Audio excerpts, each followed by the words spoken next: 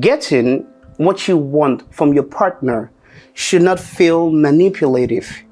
It should come from a place of love, a place of mutual understanding and respect. In today's video, I want us to look at 10 ways we can achieve that dynamic, starting with open communication. Think about this. You and I, we communicate with people, with our partners on a daily basis. But for some reason, when it comes to articulating our desires, our grievances, especially when we are filled up with emotion, it becomes very difficult. So that is where the process of acquiring or getting what you want from your partner comes from. It is very much important that we know how to communicate properly. So for example, if you want your partner to listen to you more, don't attack their personality. Don't walk up to them and say, "You never listen to me. You're very disrespectful. I need you to pay attention to me." Don't do that.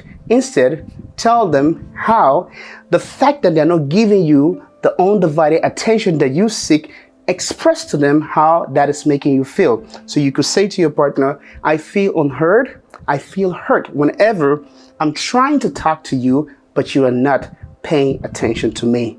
You should try this. If your partner loves you, I guarantee they're going to start to pay more attention to you. So that is the first thing you have to learn and master to do. The second thing I want to talk about has to do with showing genuine appreciation. Now, I know a lot of people think just because you're in a relationship, your partner is supposed to do certain things. I've mentioned this in my previous video. You are not supposed to do nothing. Your partner is not supposed to do nothing. They do certain things because they are in love with you, and a little bit of appreciation can go a long way. So if you want your partner to do something that they're not doing, start by appreciating the little things that they are doing for you. For example, if your partner does the dishes, say thank you.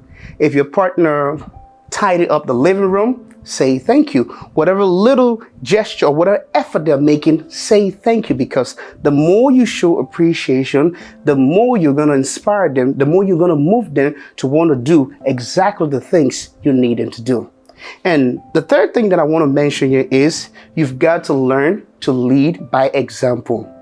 I know a lot of people that get into quarrel, especially when it comes to the dinner time. So imagine you were sitting down and you're about to have dinner and your partner is on their phone, and it makes you very angry. But here's the funny twist. You are also on your phone. You can tell your partner to stop playing with their phone or stop pressing their phone when you are on your phone. Instead, here's what you do. If it's dinner time, put your phone down, and then by modeling that behavior, I'm sure slowly and progressively you will get your partner to stop being on their phone. So that is something that you also need to know. Moving on with the different ways you can get your partner to do what you want, I've got to talk about timing. You see, guys, timing is very crucial. As a matter of fact, it is everything. As people, we have a lot of activities going on in the day, and these activities can affect our mood. So if you want to talk about something very sensitive or make a request, you want to ensure that your partner is in the right frame of mind. Don't talk to them when they are sad. Don't talk to them when they are tired. Don't talk to them when they're not in the right mood. So what you want to do is probably suggest a date. Maybe after you two have had a fantastic date and they are happy and they are smiling, then you can make your request. Then you can talk about whatever sensitive matter that you really need to talk about. You see, from experience, I've learned that when people are in great mood, they are more likely to listen to what you have to say or do what you need them to do. So that is something I just wanted to bring forth to your knowledge. Another thing I want to talk about is also you have to learn to be more specific, more direct. I've seen some people in their relationship, they don't communicate properly. You know, they are not very specific about what they want or what they expect their partner to do. Rather, they'll say things like, "Oh, I wish someone could help me around the house. I wish a man would change my oil. I wish a man will be more loving to me, will spend more time with me." Don't communicate in that manner. You're just throwing shades and you're just saying things that will most likely lead to further arguments. So here's what you want to do. I will appreciate it if you can help me around the house. I will really appreciate it, or it will make my work so much easier if only you can help do the laundry for me. When you say things like that and you accompany that with the right tone, in other words, your voice is calm. In other words, you are more relaxed. You are more of making a request than ordering your man or your woman to do something. You can get your partner to be more helpful around the house. Another interesting way you can get your partner to do what you want is to frame it as a team effort. Remember, relationship, of course, is a partnership. So when you are speaking or you're making a request, use inclusive language. Here's what I mean.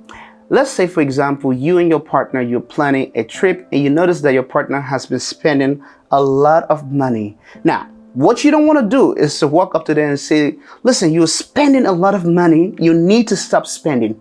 You don't want to do that. What you want to say is tell them that I think we need to tackle our finances so we'll have adequate fund to fund our trip. When you use words like that, when you put the burden or when you put the responsibility on both of you, it doesn't feel like you're accusing your partner, and they're more likely to listen to you. Moving on. Another thing that you can also do is to learn to adapt to your partner's perspective. Now, here's what I mean. You see, relationship is a two-way street. It's not always about your way. It's not always about your request or the manner in which you do things. There are times you got to take a step back and look at your partner, observe them, and see if they are overwhelmed. You know, I've seen couple arguing that you don't do anything around this house. You're lazy. You don't help me around this house. Instead of shouting and casting blame, try to figure out why is it that they're not doing anything, especially if you know deep down in your heart that your partner is not a lazy person. It is possible that they could be overwhelmed emotionally.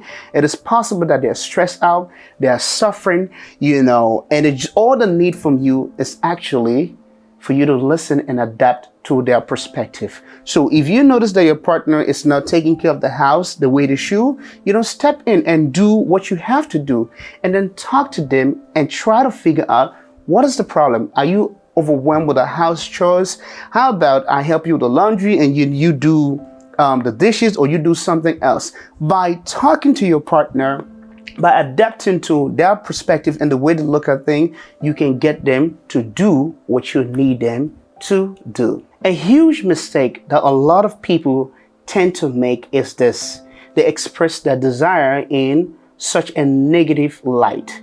So if you want your partner to do what you desire, you've got to learn to communicate that in a more positive manner. For example, if you love to spend some quality time with your partner, or you feel like you two are not spending enough time, don't complain. Don't say, you never spend time with me. You're such a horrible partner. You're never here for me. Instead, say, I would love to spend more quality time with you because every time I'm with you, I feel happy. When you say things like that, it helps your partner to understand how important spending time together is to you. I will be doing you a huge disservice if I fail to mention that you have to be patient. I understand that sometimes when you make a request, you're eager and you just expect your partner to fulfill that request. Well, in the real world, it doesn't always work that way.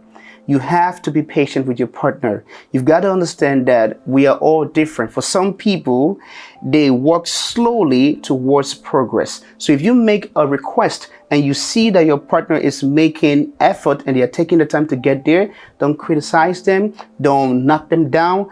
Don't bring them down. Embrace their progress. Be more supportive and exercise more patience, because with time, they will finally get to do whatever is it that you want them to do. The last tip I want to share with you when it comes to getting your partner to do what you want them to do is you've got to respect their autonomy. First of all, I need you to understand that as individuals, we are all different. Your partner is a person with his or her own thoughts, his or her own beliefs, so you can force them. You can make them to do whatever they're not willing to do. If you respect their space and just give them the time they need to grow or to change or to become the person you need them to be, that is a great thing to do. So you've got to understand that your partner is different from you, and slowly but surely they will work in their own time. I'm going to stop here, but I want you to get this. If you probably didn't get all the things that I say, I want you to understand that relationship is always going to be a lot of work. If you want something from your partner, you should be willing to give that which you are asking of them. You should be willing to work. You should be willing to fight. You should be willing to understand that your partner is not perfect. And with time, things will fall into the right way. I'm going to stop here, but if you have any question, please leave them in the comment section. If there's something you want to add to educate us, to help us all learn from you, please be free to do that as well. Until then, I will see you in the next video.